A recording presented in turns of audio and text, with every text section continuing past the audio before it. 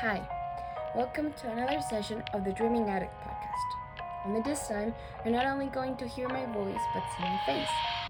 Today, we're going to analyze the poem Beast from the newly graduated writer from Rochester University in the 2024 class. The poem was very interesting. It had many emotions and it had many different words and a rich vocabulary per se within its stanzas that conveyed many different things.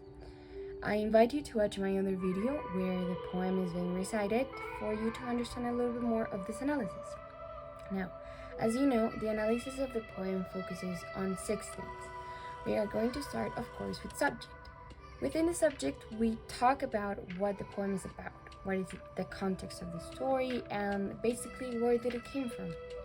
This poem, from what I understood from the author, talks about a personal memory and a personal moment the author had with a very important character for her. The context of the poem is basically a story with a horse and a girl and things they have lived through, experiences, moments, and just situations where they had to rely on one another and what those things became later. Were they good memories, were they bad memories, and the feelings that just came with them. Second, theme. Within theme, we categorize the poem a little bit more. We focus on knowing what the issues are within the story and basically focus on strict things that the poem talks about. One of the things that is easily understood is identity. It's within the words, it's within the story, understandable.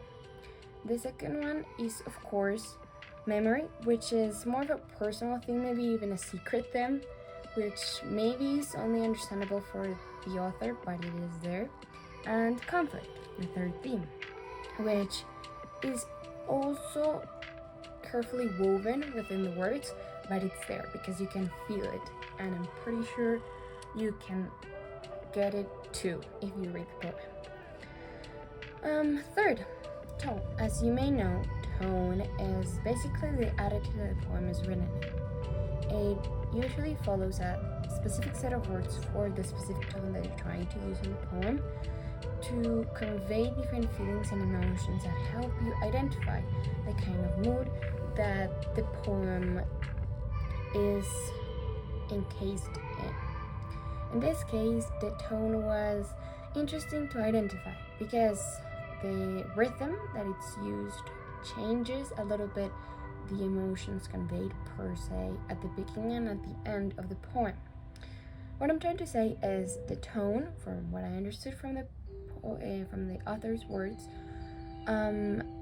includes mostly a wondering mood, like a kind of questioning and doubtful set of feelings that change at the beginning, become just a growing conflict at the middle, and at the end it's just like a great gasp of breath that comes to a nostalgic and melancholic, almost even sentimental feeling, therefore changing the tone and most of all making it one that enhances the conflict, which is the theme of the poem.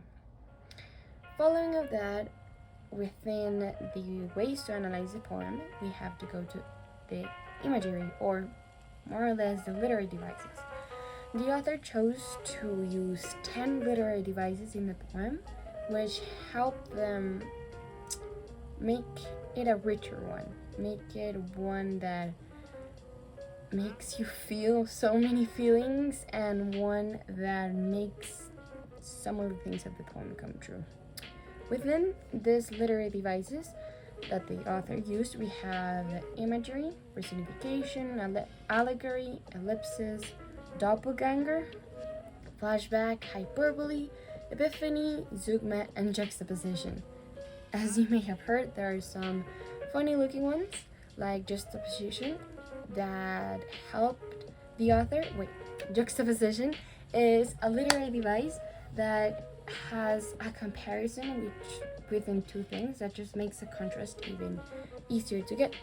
The juxtaposition was used here in the sixth stanza, I believe, where the author writes shunned in adoration and clasped in horror, which are more or less opposites within each phrase, but it helps you get what they're trying to say, because at this part of the poem the conflict has just been unraveled and there are so many feelings of haste and like anger and like rushness to things that with this use of juxtaposition helps you just unravel that and go on to the next stanza feeling another thing. Another interesting one is Sugma, which is used specifically with the word unreachable because it's used twice in the poem. And in the first one, it has a more literal word of use, because unreachable there is used to describe how the characters are physically too far away to even see each other, and that just works as an obstacle for the relationship of the two. Whilst on the second one, unreachable is used as a figurative unreachable because they are in fact very close to each other, but because of the exhaustion and the fear and the mental obstacles they have, they cannot really reach each other in their heart. Maybe another one that it's important to explain is doppelganger and flashback, which are maybe more of personal literary devices used because they're just useful to enhance the themes of the poem of conflict and identity. And lastly, my favorite one is ellipses, because as you may know, ellipses are the use of the three dots within a phrase or a paragraph, just within a text, that make a pause. And for me, those pauses are simply magical because they create a gasp. A pause is just a moment to breathe within the poem, and that moment to breathe changes the feelings within two phrases, within two moments that are being explained.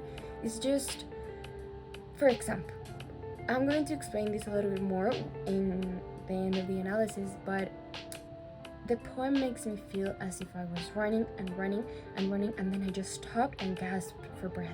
The use of ellipses helped me get to those feelings and helped me understand that the author was trying to convey that, for example. Next, we have form, which is the fifth and almost the last thing to use in an analysis of a poem. The form is basically the structure of the poem, the way the stanzas are written, the length, the rhythm and the rhyme, just the skeletal figure of the poem. And in this case, it's a very liberal one. It's a very crazy one that does not follow one single line. It's a funny one per se. The form of a poem, if you saw on the images of the video where I recited, it changes because we start with 7 lines on the first stanza, then go to 5, then to 2, to 4, 3, and then go on changing lines within the stanza and end up with 4. I believe there's no structure that follows this strictly this way, so it's a poem that went more of a free way, but it has structure where I say that at the first part, where he's trying to make a hasteful feeling, when he's trying to make you feel as though time is running out, it uses short words and it uses long lines and a lot of lines, and it uses just a way for you to go on and on and on saying what you're trying to say and reciting the parts of the poem that just go fast. And then when you change to the other one, when you start with the use of ellipses, the words just get longer and the lines just grow larger, and then you reach a stanza where it says just as her heart dies of loneliness, where technically is the longer line that we have in all the poem, which just makes you read it in a larger amount of time. And it's funny to say, but it just creates another feeling, and the way that is written is maybe the thing that helps you get that kind of epiphany at the end of what the character just discovered within their life. Feeling.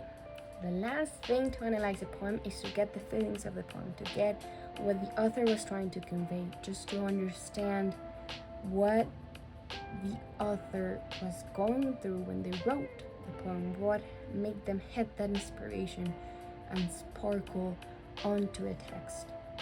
This is also a very difficult one to answer because I can only share with you the feelings I got when reading the poem. The way you see it and the way others read it change the feelings that the poem shares with you, and therefore it's a very personal part of the analysis. So I can only ask you what were your feelings with the poem for you to analyze that part. But in this case, in the Dreaming Addict podcast, we're going to talk about the feelings of nostalgia and fear that started at the beginning and at the end of the poem, then the whole lot of confusion and doubt that are woven throughout the poem, and a little bit of love that ends up at the end and then makes you just rethink of it all. And as I said before, it just truly feels as if you were running out of breath and took it all in again.